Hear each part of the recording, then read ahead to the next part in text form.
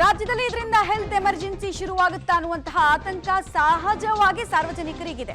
ಯಾಕಂದ್ರೆ 24 ಗಂಟೆಗಳ ತನಕ ತುರ್ತು ಸೇವೆ ಬಿಟ್ರೆ OPD ವ್ಯವಸ್ಥೆ ಇರೋದಿಲ್ಲ ಅಂತ ಹೇಳಿದ್ರೆ ಸಾರ್ವಜನಿಕರಿಗೆ ಸಹಜವಾಗಿ ಅಲ್ಲಲ್ಲಿ ಇನ್ಕನ್ವೀನಿಯನ್ಸ್ ಆಗುತ್ತೆ. ನೋಡಿ, ಇವತ್ತು ಬೆಳಗ್ಗೆಯಿಂದಲೇ OPD ಸೇವೆಯಲ್ಲಿ ವ್ಯತ್ಯಯ ಕಾಣಿಸ್ತಾ ಇದೆ. ನಾಳೆ ಬೆಳಗ್ಗೆ 6 ಗಂಟೆ ತನಕ ಕೂಡ ಇದೇ ಪರಿಸ್ಥಿತಿ ಮುಂದುವರಿಯುತ್ತೆ ಅಂತ ಹೇಳಲಾಗ್ತಾ ಇದೆ. ಹಲವು ಜಿಲ್ಲೆಗಳಲ್ಲಿ ಇದರಿಂದ ಬಹಳ ಸಮಸ್ಯೆ ಆಗಬಹುದು ಅನ್ನುವಂತಹ ಲೆಕ್ಕಾಚಾರ ಕೂಡ ಸದ್ಯಕ್ಕೆ ಕೇಳಿ ಬರ್ತಾ ಇದೆ. ಮೆಡಿಕಲ್ ಶಾಪು, ಎಮರ್ಜೆನ್ಸಿ ಆಪರೇಷನ್ನು ಮತ್ತೆ ಹೆರಿಗೆ ವಿಚಾರಕ್ಕೆ ಸಂಬಂಧಪಟ್ಟಂತೆ ಸೇವೆಗಳನ್ನು ವೈದ್ಯಾಧಿಕಾರಿಗಳು ಕೊಡೋದು ಬಿಟ್ರೆ, ಡಯಾಲಿಸಿಸ್ ಸೇರಿದಂತೆ ಜ್ವರ ಅಂತ ಹೋದ್ರೆ ಯಾವುದೇ ರೀತಿಯಾದಂತಹ ಟ್ರೀಟ್ಮೆಂಟ್ ಆಸ್ಪತ್ರೆಗಳಲ್ಲಿ ಸಿಗಲ್ಲ. ಏನಿರುತ್ತೆ ಏನಿರಲ್ಲ ಅನ್ನೋ ಪ್ರಶ್ನೆಗೆ ಸಂಬಂಧಪಟ್ಟಂತೆ ಮಾಹಿತಿ ನಾನು ಕೊಡ್ತಾ ಇದ್ದಿದ್ದು. ಡಯಾಲಿಸಿಸು, ಕ್ಲಿನಿಕ್ ಸೇವೆ, ಡೆಂಟಲ್ ಸಮಸ್ಯೆ ಅಥವಾ ಮಕ್ಕಳಿಗೆ ಸಂಬಂಧಪಟ್ಟಂತೆ ಟ್ರೀಟ್ಮೆಂಟನ್ನು ತೆಗೆದುಕೊಳ್ಬೇಕು ಅಂತ ಏನಾದರೂ ಹೋದರೆ ಬಹಳ ಇನ್ಕನ್ವೀನಿಯನ್ಸ್ ಸಾರ್ವಜನಿಕರು 24 ಗಂಟೆಗಳ ಕಾಲ ಎದುರಿಸಬೇಕಾಗತ್ತೆ. ಕೇವಲ ಇನ್ಪೇಷಂಟು, ಮೆಡಿಕಲ್ ಶಾಪು, ಹೆರಿಗೆ, ಎಮರ್ಜೆನ್ಸಿ ಮತ್ತು ಎಮರ್ಜೆನ್ಸಿ ಸರ್ಜರಿಗಳು ಮಾತ್ರ ಇವತ್ತು ಆಸ್ಪತ್ರೆಗಳಲ್ಲಿ ಪರ್ಫಾರ್ಮ್ ಆಗುತ್ತೆ. ಇದೂ ಪರ್ಫಾರ್ಮ್ ಆಗೋದಕ್ಕೆ ವೈದ್ಯಾಧಿಕಾರಿಗಳು ಸಿಗದೇ ಇರಬಹುದು. ಡೀಟೇಲ್ಸ್ ಕೊಡ್ತಾರೆ, ನೇರ ಸಂಪರ್ಕದಲ್ಲಿ ಜಾಯಿನ್ ಆಗ್ತಿದ್ದಾರೆ ಮಾದೇಶ್, ತಾವೀಗ ಎಲ್ಲಿದ್ದೀರಿ? ಅಲ್ಲಿ OPD ಸೇವೆ ಬಂದಾಗಿರೋದ್ರ ಎಫೆಕ್ಟ್ ಸಾರ್ವಜನಿಕರಿಗೆ ತಟ್ತಾ ಇದೆಯಾ? ಜನ ಬರ್ತಾ ಇದ್ದಾರಾ ಮಾಹಿತಿ ಕೊರತೆ ಇಟ್ಕೊಂಡು? ಏನಾಗ್ತಾ ಇದೆ ಸದ್ಯಕ್ಕೆ? ಮಮತಾ, ನಾನೀಗ ಸದ್ಯ KC ಜನರಲ್ ಆಸ್ಪತ್ರೆ ಬಳಿ ಇದ್ದೀನಿ. OPD ಮುಂಭಾಗದಲ್ಲೇ ನಾನು ಇರುವಂಥದ್ದು. ಇಲ್ಲಿ ಅಂದರೆ 9 ಗಂಟೆಗೆ ಇಲ್ಲಿ OPD ಓಪನ್ ಆಗುತ್ತೆ. 9 ಗಂಟೆಯಿಂದ 4:15ವರೆಗೂ ಕೂಡ ರೆಗ್ಯುಲರ್ ಆಗಿ ಓಪನ್ ಆಗುವಂಥ ಸಮಯ ಅದು OPD. ಆದರೆ ಇವತ್ತಿನ ಪರಿಸ್ಥಿತಿ ಅಂದರೆ ಆಸ್ಪತ್ರೆಗಳಲ್ಲಿ ಅಂದರೆ KC ಜನರಲ್ ಆಗ್ಬೋದು, ವಿಕ್ಟೋರಿಯಾ ಆಗ್ಬೋದು, ಅಥವಾ ಬೋರಿಂಗ್ ಆಗ್ಬೋದು, ಯಾವುದೇ ಸರ್ಕಾರಿ ಆಸ್ಪತ್ರೆ ಆಗಿರ್ಬೋದು, ಇಷ್ಟೊತ್ತಿಗಾಗಲೇ ಪೇಷಂಟ್ಗಳ ಸಂಖ್ಯೆ ಹೆಚ್ಚಾಗಿರ್ತಾ ಇತ್ತು. ಅಂದರೆ ಬಂದು ಕಾಯುವಂಥ ಕೆಲಸವನ್ನು ಮಾಡುವಂಥದ್ದು ಅಥವಾ ಬಂದು ಸರತಿ ಸಾಲಲ್ಲಿ ನಿಲ್ಲುವಂಥದ್ದು, ಆ ಥರದ್ದೆಲ್ಲವೂ ಕೂಡ ಆಗ್ತಾ ಇತ್ತು. ಆದರೆ ಇವತ್ತು ಅದೆಲ್ಲೂ ಕೂಡ ಕಂಡು ಬರ್ತಾ ಇಲ್ಲ. ಯಾಕಂದರೆ ಒಂದು ಸಾರ್ವಜನಿಕರಿಗೆ ಈ ಥರದೊಂದು ಪ್ರತಿಭಟನೆ ಇದೆ ಅನ್ನುವಂಥ ಮಾಹಿತಿ ಸಿಕ್ಕ ಕೂಡಲೇ ಅವರು ಏನೋ ಅಂದರೆ ಸಣ್ಣ ಪುಟ್ಟದ ಏನಾದರೂ ಆರೋಗ್ಯ ಸಮಸ್ಯೆ ಇದ್ದರೆ ಅವ್ರು ಯಾರು ಕೂಡ ಬರಲ್ಲ ಅಥವಾ ಇಲ್ಲಿ ವೈದ್ಯರು ಕೂಡ ಸಿಗಲ್ಲ ಅನ್ನುವಂಥ ಕಾರಣಕ್ಕೆ ಅವರು ಸುಮ್ಮನಾಗ್ತಾರೆ.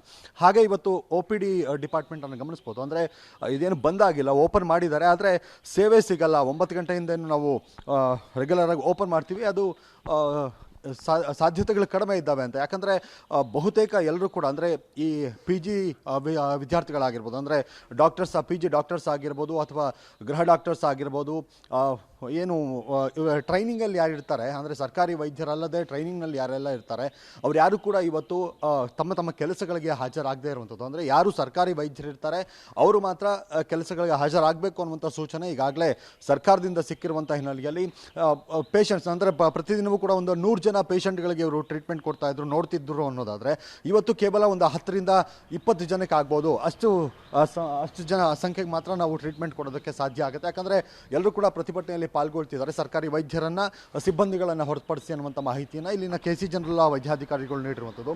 ತುಂಬ ಏನಾದರೂ ಎಮರ್ಜೆನ್ಸಿ ಇದ್ದಂಥ ಸಂದರ್ಭದಲ್ಲಿ ಮಾತ್ರ ಯಾರು ಬರ್ತಾರೆ ಅವರಿಗೆ ಟ್ರೀಟ್ಮೆಂಟ್ ಕೊಡಲೇಬೇಕು ಅನ್ನೋದು. ಜೊತೆಗೆ ಯಾರೇ ಸಾರ್ವಜನಿಕರಿದ್ದರೂ ಅವರಿಗೆ ಸಮಸ್ಯೆ ಮಾಡಬೇಡಿ ಅಂತ ಈಗ ಸರ್ಕಾರ ಆದೇಶವನ್ನು ನೀಡಿರುವಂಥ ಸೂಚನೆ ಕೊಟ್ಟಿರುವಂಥ ಹಿನ್ನೆಲೆಯಲ್ಲಿ ಅದನ್ನು ಹೊರತುಪಡಿಸಿ ಅಂದರೆ ಎಮರ್ಜೆನ್ಸಿ ಪೇಷಂಟ್ಗಳನ್ನು ಹೊರತುಪಡಿಸಿ ಸಣ್ಣ ಪುಟ್ಟ ಏನಾದರೂ ಸಮಸ್ಯೆಯಿಂದ ಆಸ್ಪತ್ರೆಗೆ ಬರೋರು ಯಾರು ಕೂಡ ಬರಬೇಡಿ ಅನ್ನೋ ಥರದ ಮಾಹಿತಿಯನ್ನು ಕೂಡ ವೈದ್ಯಾಧಿಕಾರಿಗಳು ನೀಡಿದ್ದಾರೆ. ಅದರಿಂದಾಗಿ ಹೆಚ್ಚಿನ ಸಂಖ್ಯೆಯಲ್ಲೇನೂ ಇಲ್ಲಿ ರೋಗಿಗಳು ಅಂದರೆ ಸಾರ್ವಜನಿಕರು ಕಾಣಿಸ್ತಾ ಇಲ್ಲ. ಅಂದರೆ ಇಷ್ಟೊತ್ತಿಗಾಗಲೇ ಸರತಿ ಸಾಲಲ್ಲಿ ನಿಲ್ಲುವಂಥ ಅಂದರೆ ಆ ದೃಶ್ಯಗಳು ಕಂಡು ಬರ್ತಾ ಇತ್ತು. ಆದರೆ ಇವತ್ತು KC ಜನರಲ್ಲಿ ಆ ಥರದ ದೃಶ್ಯಗಳು ಕಂಡು ಬರ್ತಾ ಇಲ್ಲ. ಪೇಷಂಟ್ಗಳ ಸಂಖ್ಯೆ ಕೂಡ ತುಂಬಾ ಕಡಿಮೆ ಇದೆ ಇವತ್ತು ಮಮತಾ, ಇಲ್ಲಿ ನೋಡ್ತಾ ಇದ್ದಾರೆ. ಮಾದೇಶ್, ಒಟ್ಟಲ್ಲಿ ಕಂಪ್ಯಾರಿಟಿವ್ಲಿ ಪೇಷಂಟ್ಗಳ ಸಂಖ್ಯೆ ಕಡಿಮೆ ಇದೆ ಅಂತ ಹೇಳ್ತಾ ಇದ್ರಿ. ಬಟ್ ಇನ್ನೊಂದು ಪ್ರಶ್ನೆ, ಇಲ್ಲಿ ಸರ್ಕಾರಿ ವೈದ್ಯಾಧಿಕಾರಿಗಳು ಅಥವಾ ಸರ್ಕಾರಿ ವೈದ್ಯರು IMA ಸದಸ್ಯರು ಕೂಡ ಆಗಿರೋದ್ರಿಂದ ಅವರು ಪ್ರತಿಭಟನೆಯ ಹಾದಿಯನ್ನು ತುಳಿಯೋದ್ರಿಂದ ಸರ್ಕಾರಿಯ ಹಲವು ಸೇವೆಗಳಲ್ಲಿ, ಎಮರ್ಜೆನ್ಸಿ ಸೇವೆಗಳಲ್ಲೂ ಕೂಡ ವ್ಯತ್ಯಾಸ ಆಗಬಹುದು ಅನ್ನುವಂತಹ ಲೆಕ್ಕಾಚಾರ ಇದೆಯಲ್ಲ. ಇದಕ್ಕೆ ಆಲ್ಟರ್ನೇಟಿವ್ ಮಾರ್ಗಗಳನ್ನ ಏನು ಕೊಂಡ್ಕೊಂಡಿದ್ದಾರೆ, ಅದ್ರ ಬಗ್ಗೆ ಏನು ಹೇಳ್ತಾ ಇದ್ದಾರೆ? ಪೇಷಂಟ್ಗಳಿಗೆ ಇನ್ಕನ್ವೀನಿಯನ್ಸ್ ಆಗದೇ ಇರೋ ರೀತಿ ನೋಡ್ಕೊಳ್ತೀವಿ ಅಂತ ವೈದ್ಯಾಧಿಕಾರಿಗಳು ಎಷ್ಟು ಕಾನ್ಫಿಡೆನ್ಸ್ ಆಗಿದ್ದಾರೆ? ಆಸ್ಪತ್ರೆಯಲ್ಲಿ ಸದ್ಯ ಕರ್ತವ್ಯ ನಿರ್ವಹಿಸ್ತಾ ಇರೋರು. ಅಂದರೆ ಅವರೇ ಹೇಳ್ತಾ ಇರುವಂಥವ್ರು, ಅಂದರೆ ವೈದ್ಯಾಧಿಕಾರಿಗಳು ಕೊಡುವಂಥ ಮಾಹಿತಿಯ ಪ್ರಕಾರ ಅವರೇ ಹೇಳ್ತಾ ಇರುವಂಥದ್ದು, ಈಗ ಸರ್ಕಾರ ನಮಗೆ ಈ ಥರದ ಆದೇಶವನ್ನು ಕೊಟ್ಟಿದೆ, ಯಾರು ಕೂಡ ಪ್ರತಿಭಟನೆಯಲ್ಲಿ ಪಾಲ್ಗೊಳ್ಬೇಡಿ, ನೀವು ಯಾರು ಕೂಡ ರಜೆಯನ್ನು ಹಾಕಬಾರ್ದು, ಜೊತೆಗೆ ಬರುವಂಥ ಸಾರ್ವಜನಿಕರು ಅಂದರೆ ಪೇಷಂಟ್ಗಳೇನಿದ್ದಾರೆ ಅವ್ರಿಗೆ ಯಾವುದೇ ರೀತಿಯಾದಂಥ ಸಮಸ್ಯೆ ಆಗಬಾರ್ದು ಅನ್ನುವಂಥ ನಿಟ್ಟಲ್ಲಿ ನಮಗೆ ಸೂಚನೆ ಕೊಟ್ಟಿರುವಂಥ ಹಿನ್ನೆಲೆಯಲ್ಲಿ ನಾವು ಯಾರು ರೋಗಿಗಳು ಬರ್ತಾರೆ ಅವರಿಗೆ ಟ್ರೀಟ್ಮೆಂಟನ್ನು ಕೊಡ್ತೀವಿ. ಆದರೆ ನಮ್ಮಲ್ಲಿ ಎಲ್ಲರೂ ಕೂಡ ಪ್ರತಿಭಟನೆಯಲ್ಲಿ ಪಾಲ್ಗೊಳ್ಳೋದ್ರಿಂದ, ಅಂದರೆ ಈ ನಮಗೆ ಏನು ಸ್ಟಾಪ್ ಇದ್ರು ಈಗ ಏನು PG ವೈದ್ಯರಾಗಿರ್ಬೋದು ಅಥವಾ ಹೊಸದಾಗಿ ಅವರು ಟ್ರೈನಿಂಗ್ ಏನು ಮಾಡ್ತಿರ್ತಾರೆ ಆ ಥರದ ವೈದ್ಯರೇನಿರ್ತಾರೆ ಅವರೆಲ್ಲರೂ ಕೂಡ ಪ್ರತಿಭಟನೆಯಲ್ಲಿ ಪಾಲ್ಗೊಳ್ತಾ ಇದ್ದಾರೆ. ಅದರಿಂದಾಗಿ ನಮಗೆ ಸಮಸ್ಯೆ ಆಗ್ಬೋದು, ಅಂದರೆ ಸ್ಟ್ರೆಂತ್ ಏನಿರುತ್ತೆ ಅದರಿಂದ ಸಮಸ್ಯೆ ಆಗ್ಬೋದು. ಬರುವಂಥ ರೋಗಿಗಳ ಸಂಖ್ಯೆಗೆ ಅನುಗುಣವಾಗಿ ಇಲ್ಲಿ ವೈದ್ಯರು ಸಿಗದೇ ಇರ್ಬೋದು, ಅದರಿಂದಾಗಿ ಕಡಿಮೆ ಆಗ್ಬೋದು. ಬಿಟ್ಟರೆ ಅಂದರೆ ಒಂದು 100 ಜನನ ಸ್ಕ್ಯಾನಿಂಗ್ ಮಾಡ್ತಾ ಇದ್ವಿ ಅಂದರೆ ಒಂದು 20 ಜನಕ್ಕೆ ಸ್ಕ್ಯಾನಿಂಗ್ ಮಾಡ್ಬೋದು. ಆ ಥರದ್ದು ಸಮಸ್ಯೆಗಳಾಗ್ಬೋದು ಸಾರ್ವಜನಿಕರಿಗೆ. ಅದರಿಂದಾಗಿ ಸಾರ್ವಜನಿಕರು ಕೂಡ ಮನೆಯಲ್ಲಿದ್ದರೆ ಒಳ್ಳೆಯದು. ಅಂದರೆ ಸಣ್ಣ ಪುಟ್ಟ ಸಮಸ್ಯೆಗಳಿದ್ದರೆ ಅವರು ನಾಳೆಯಿಂದ ಬಂದು ತೋರಿಸ್ಕೊಳ್ಬೋದು. ಇಲ್ಲ ಅಂತ ಅಂದರೆ ಅಕಸ್ಮಾತ್ ನಾವು ಎಮರ್ಜೆನ್ಸಿ ಹೋಗಲೇಬೇಕು ಆಸ್ಪತ್ರೆಗೆ ಅಂದರೆ ಒಂದು ಸ್ವಲ್ಪ ಟೈಮ್ ಕಾಯಬೇಕಾಗತ್ತೆ ಅನ್ನುವಂಥ ಮಾಹಿತಿನ ಇವರು ಕೊಡ್ತಾ ಇರುವಂಥದ್ದು. ಒಟ್ಟಾರೆ ಸಾರ್ವಜನಿಕರು ಇವತ್ತು ಆಸ್ಪತ್ರೆ ಕಡೆಗಳಲ್ಲಿ ತುಂಬ ಎಮರ್ಜೆನ್ಸಿ ಇದ್ದರೆ ಮಾತ್ರ ಬಂದರೆ ಒಳ್ಳೆಯದು. ಇಲ್ಲಾಂದರೆ ಸ್ವಲ್ಪ ಅವರು ಈಗ ಬೆಳಗ್ಗೆನೇ ಬಂದಿದ ತಕ್ಷಣ ಅವ್ರಿಗೆ ಏನು ಈಗ ಸ್ಕ್ಯಾನಿಂಗ್ ಆಗಿರ್ಬೋದು ಅಥವಾ ಆರೋಗ್ಯ ಸಮಸ್ಯೆ ಏನಿರುತ್ತೆ ಅದು ಸರಿ ಹೋಗೋದಕ್ಕೆ ಸಾಧ್ಯ ಆಗೋದಿಲ್ಲ. ವೈದ್ಯರು ಕೂಡ ಸಿಗದೆ ಆಗ್ಬೋದು.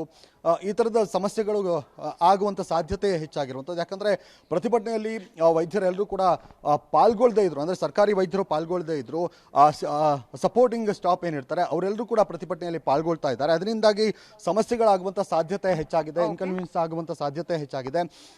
ಈಗ ಅಂದರೆ KC ಜನರಲ್ ಆಸ್ಪತ್ರೆಯಲ್ಲಿ ತುಂಬಾ ಹೆಚ್ಚಿನ ಸಂಖ್ಯೆಯಲ್ಲಿ ಜನ ಬರ್ತಾರೆ. ಆದರೆ ಇವತ್ತು ಪ್ರತಿಭಟನೆ ಹಿನ್ನೆಲೆಯಲ್ಲಿ, ಅಂದರೆ ನಾನು ಇಲ್ಲಿ ಸಿಬ್ಬಂದಿಗಳನ್ನು ಕೂಡ ಮಾತಾಡಿಸಿದಂಥ ಸಂದರ್ಭದಲ್ಲಿ ಅವರು ಹೇಳಿದ್ದು ಇಷ್ಟೊತ್ತಿಗಾಗಲೇ ಕ್ಯೂನಲ್ಲಿ ನಿಲ್ತಾ ಇದ್ರು, ಆದರೆ ಇವತ್ತು ಕ್ಯೂನಲ್ಲಿ ಸಾರ್ವಜನಿಕರು ಬಂದಿಲ್ಲ. ಅಂದರೆ ಅವ್ರಿಗೂ ಕೂಡ ಪ್ರತಿಭಟನೆ ಆಗ್ತಾ ಇದೆ, ವೈದ್ಯರು ಸಿಗಲ್ಲ ಅನ್ನೋ ಥರದ್ದು ಅವರ ಮನಸ್ಥಿತಿಗೂ ಬಂದಿರುವಂಥ ಸಾಧ್ಯತೆ ಇದೆ. ಅದಕ್ಕೆ ಅವರು ಕೂಡ ಬಂದಿಲ್ಲ ಅನ್ನುವಂಥ ಮಾಹಿತಿಯನ್ನು ಸಿಬ್ಬಂದಿಗಳು ಕೂಡ ನೀಡ್ತಾ ಇದ್ದಾರೆ. ಅಂದರೆ ಆಸ್ಪತ್ರೆಗೆ ಬಂದರೆ ಇಲ್ಲಿ ಟೈಮ್ ಆಗುತ್ತೆ ಅಥವಾ ವೈದ್ಯರು ಸಿಗಲ್ಲ ಅನ್ನುವಂಥ ಮನಸ್ಥಿತಿಯಲ್ಲಿ ಜನ ಕೂಡ ಇದ್ದಾರೆ ಅನ್ಸುತ್ತೆ. ಮಮತಾ.